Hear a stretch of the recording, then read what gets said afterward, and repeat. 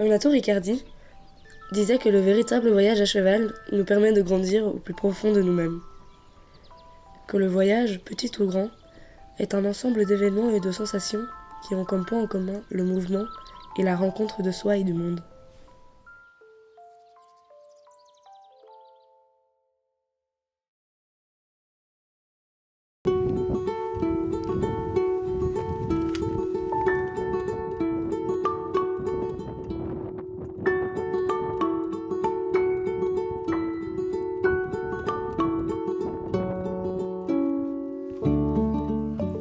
Aline, Hera et moi, nous partons à notre tour voyager une semaine dans les alentours de Rochefort-Icinet, à la rencontre de 4 femmes, dans le but de présenter une approche sensible et plus naturelle de la relation entre l'homme et le cheval, ainsi qu'une manière d'aborder cet animal dans le respect afin de le voir comme un être à part entière, et non juste un objet de loisir.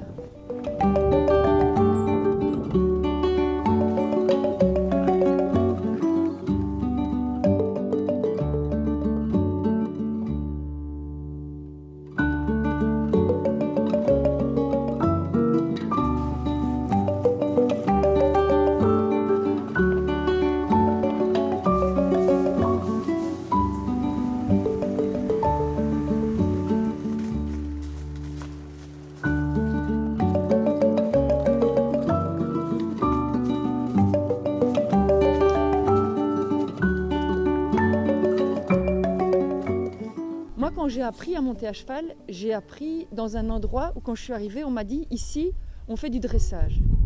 Et je sais que ça arrive, des personnes arrivent à un endroit, on leur dit ici, on fait de l'obstacle. Ce que j'ai découvert avec l'équitation éthologique, c'est qu'on dit ici, on va vous apprendre à découvrir ce que c'est un cheval. Pour moi, c'est ça. C'est quoi un cheval? Après, quand tu arrives à comprendre qui il est, comment il fonctionne, à pouvoir discuter avec, à lui faire des demandes, que ce soit au sol et puis monter, après, tu peux éventuellement te spécialiser et aller vers de l'obstacle, du dressage, de l'attelage, de la rando, de la voltige, que sais-je.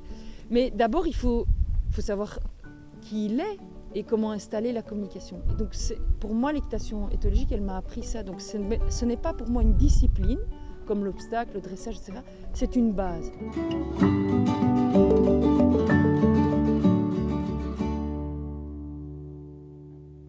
Pour moi, dans équitation éthologique, il y a l'éthologie. Et l'éthologie du cheval, c'est l'étude de son comportement, mais aussi connaître ses spécificités par rapport à d'autres animaux. Et plus je le comprends, plus je sais ne pas faire de l'anthropomorphisme, ne pas me mettre à sa place en tant qu'humain, me mettre à sa place avec c'est quoi un cheval ?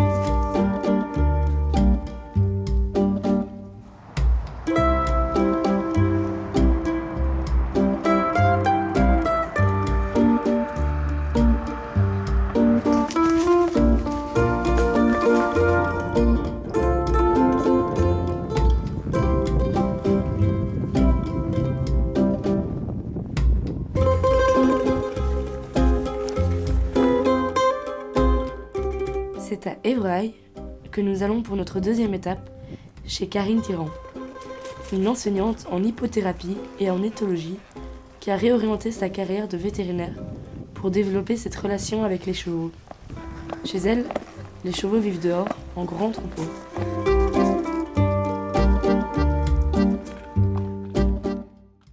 Ce que je trouve vraiment intéressant dans toutes les activités qu'on propose aux personnes, que ce soit des enfants, des adultes, c'est combien le cheval est enseignant pour l'humain par rapport à la vie sociale et à la façon d'oser prendre sa place. Et alors, ce qui est fabuleux, c'est aussi la façon dont le cheval est attentif et conscient. Pour moi, pas une conscience, ah oui, l'humain, il a ça, il a ça, il a ça, mais il détecte l'état émotionnel dans lequel la personne se trouve.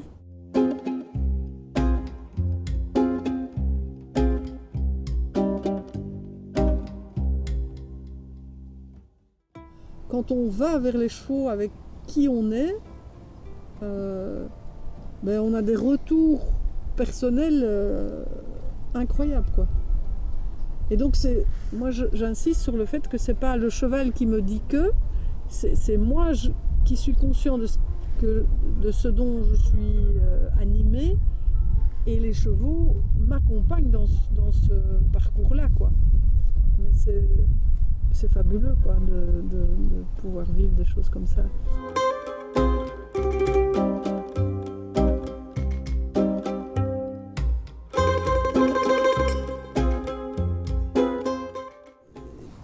Les différentes orientations de l'équitation font que le cheval, dans certaines circonstances, en tout cas, il est hyper dénaturé quelque part. Ces chevaux de concours qui vivent en boxe, voilà, c'est un monde du cheval, en tout cas, que moi je rencontre pas. Pour moi, c'est violent, quoi. Même s'il n'y a pas de violence physique, c'est sortir l'animal des conditions dans lesquelles il vit au naturel, quoi. Et c'est vrai que la croyance de beaucoup de gens, c'est que oui, mais mon cheval, il a toujours vécu en boxe, machin, il n'aime pas d'être auprès. Ajouter en plus à ça, oui, mais c'est dangereux, si je le mets avec un autre, il risque de se blesser. Et ça, c'est toutes nos croyances, nos peurs qui font que, voilà, on oublie que le cheval est un animal grégaire, qu'il aime vivre en grand troupeau et puis en petits sous-familles, qu'il doit bouger beaucoup.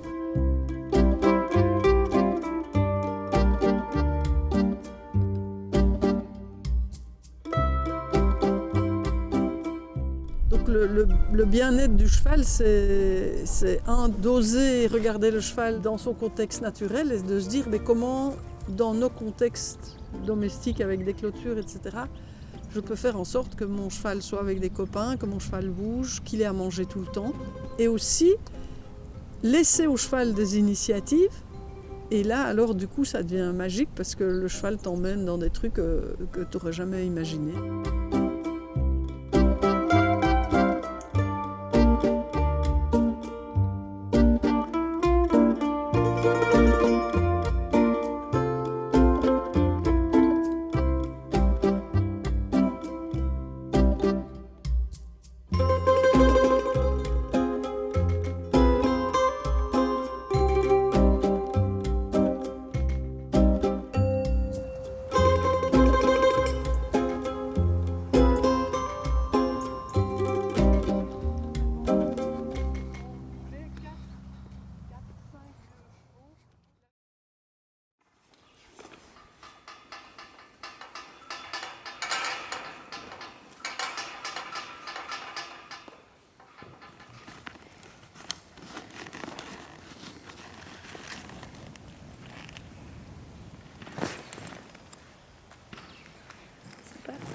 Un trou là. Vous êtes parti ? Oui.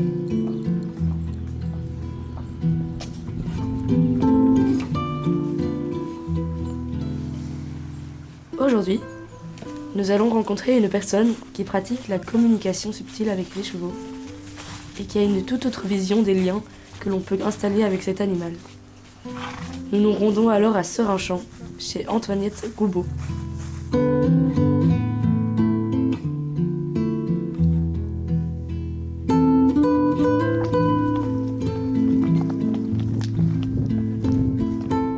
C'est quoi la communication intuitive? Alors pour moi, c'est vraiment la capacité qu'on peut avoir de se mettre sur la fréquence commune qu'il y a entre tous les êtres vivants. Et quand on est dans cette fréquence commune, qui est en fait la fréquence de notre cœur, donc on sort on va dire, du monde des pensées, on sort du monde des émotions, et au-delà des émotions et du pensée, il y a une autre partie de nous qui est vraiment notre être, notre essence. Et quand on est sur cette fréquence, je ne peux pas dire autrement, c'est vraiment comme une radio, tu vois, où tu peux passer dans le mental, tu peux être dans les émotions, et tu peux être sur cette fréquence qui est paisible. C'est vraiment une fréquence de paix. Et donc pour se rendre disponible à cette forme de communication-là, la première chose, c'est d'apprendre à rentrer dans cet état de paix. Et à partir de là, quand on se relie à l'animal dans cette fréquence-là, il y a un échange d'informations qui se fait. Et l'échange d'informations, il est beaucoup plus subtil et beaucoup plus vaste que les mots qu'on utilise.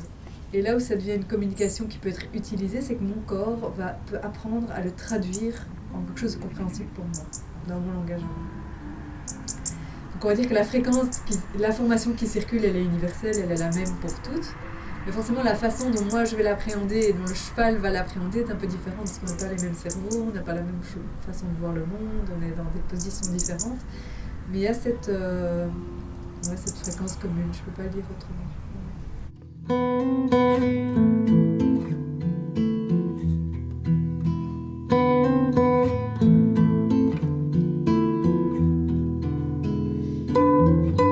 Après, il y en a qui vont dire que c'est d'un échange télépathique. Pour moi, c'est plus que ça. Parce que pour moi, la télépathie, ça va être, on va dire, de pensée à pensée. Et on est quand même dans le monde des pensées.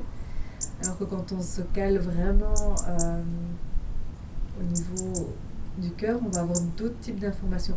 Et que le cheval, avec sa capacité d'être dans cette fréquence du cœur beaucoup plus facilement que nous, par qui il est, par le corps qu'il a et par la façon dont il vit en troupeau, et mais il vient nous rappeler, en fait, simplement qui nous sommes.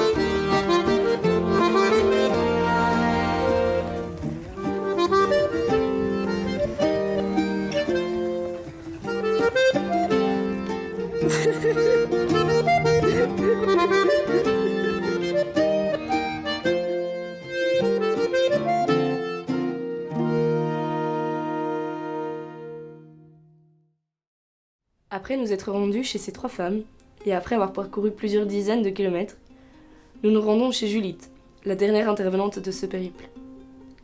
Mais ce soir-là, la nuit nous a rejoints beaucoup plus tôt que prévu.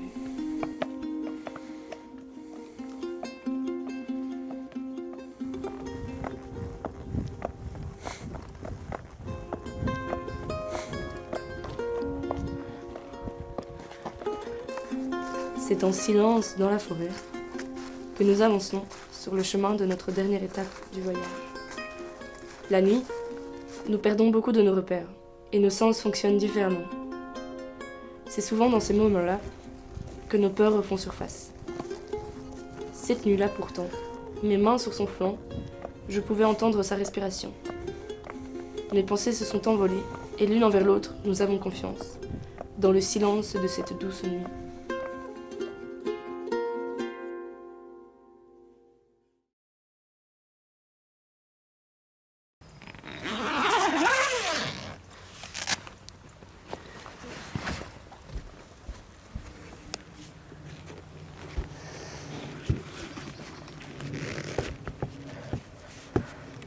Tu ne dois pas être médecin pour le faire, même en Inde. Un animal en état sauvage, surtout les chevaux, ils vont exprimer certains comportements qui vont nous dire comment ils se sentent. On va voir la peur, on va voir la colère, on va voir la joie, on va voir comment ils s'expriment en marchant plus vite, en reculant, en baissant les oreilles. Mais aussi, on va pouvoir dire, il y a souvent des émotions qui peuvent créer une maladie. Nous, en médecine traditionnelle, on va dire quelque chose qui reste longtemps. Un cheval qui a peur très très longtemps, certainement, va l'exprimer au plan physique. Et donc, une émotion qui stagne longtemps, donc un cheval qui est frustré longtemps parce qu'il est resté en boxe et tout ça et qui ne peut pas sortir, va peut-être exprimer des pathologies au niveau du foie. En médecine normale, on va dire, mais qu'est-ce que ça a à voir, quoi. Et donc, ma communication, comme moi je sais communiquer avec les chevaux, je ne dirais pas que je sais communiquer avec les chevaux, comme il y a des gens qui savent vraiment parler avec, mais j'ai appris à sentir à travers des symptômes physiques comment le cheval se sent.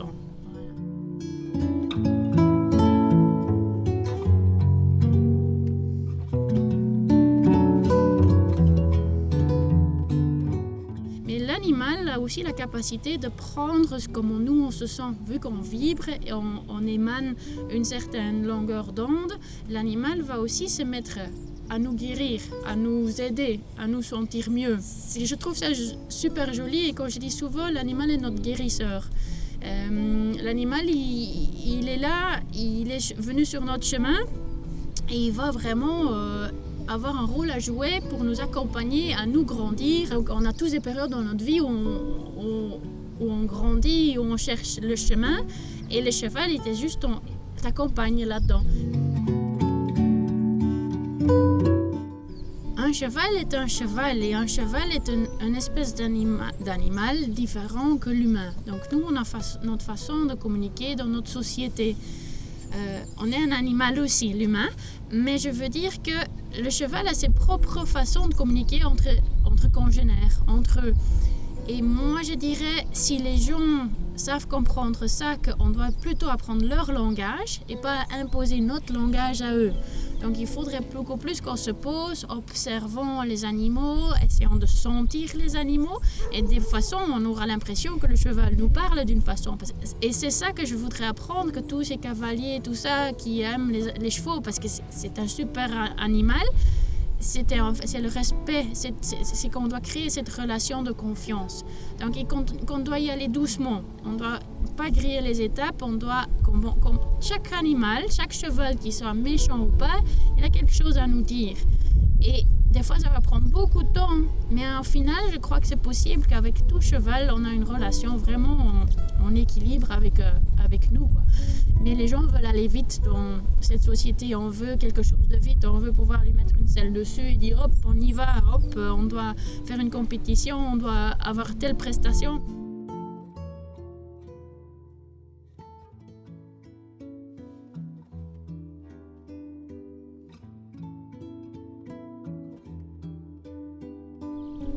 L'anthropomorphisme, donc, comment dire, l'anthropomorphisme c'est un gros mot de dire, c'est tout interprété d'une vue d'œil de l'humain. Non, des fois on doit juste écouter, mais non, c'est peut-être pas comme moi je sens les choses, c'est pas pour ça que le cheval sent ça. Et des fois on a un extrême bien-être qui ressort, que les gens disent, mon cheval il a vraiment peur. Mais en fait non, c'est parce que l'humain a vraiment peur et que le cheval il le ferait. Mais il a vraiment peur parce qu'il sent que le propriétaire a peur et donc du coup lui il est bloqué aussi dans son évolution. Donc des fois l'anthropomorphisme peut aussi faire du mal dans la communication avec les animaux, quoi.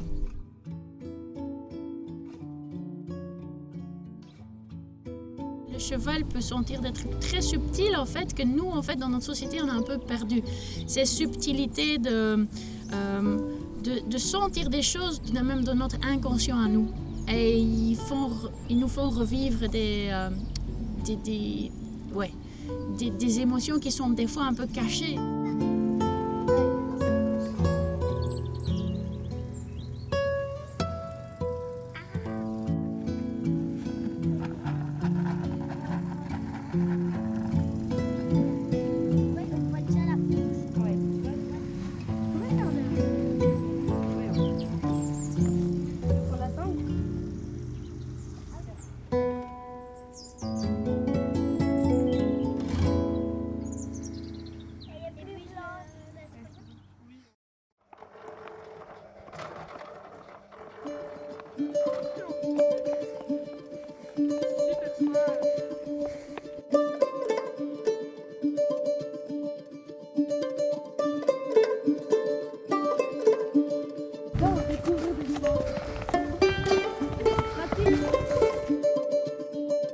Pour moi, le cheval, c'est un ami, c'est vraiment dans la relation avec mon cœur.